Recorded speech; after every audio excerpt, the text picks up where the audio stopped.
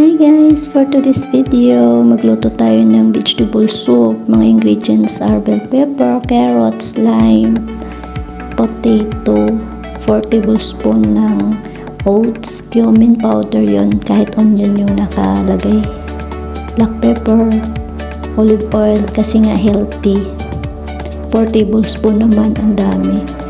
And may kodigo ako dito para magawa ko daw ng maayos yung sabaw na pinapagawa sa akin. Diet kasi yung mga amo ko, kaya yan yung sabaw nila. In fairness, nung natikman ko, yan yung dinner ko kagabi, hindi siya masarap. Yun nga lang, dahil vegetable siya, healthy. Balatan lang natin yung ating mga gulay. Tanggalan natin ng buto yung ating green bell pepper para hindi siya maanghang. Pagkatapos, saka natin i-grated lahat. Pero nahirapan ako dun sa bell pepper, kaya hiniwa-hiwa ko na lang siya ng maliliit. Sa pot, nilagay ko yung tubig, tapos nilagay ko lahat ng gulay natin. Saka pakuluan. At pag kumulo na yung tubig, saka natin pahinaan at i-boil natin ng 15 minutes.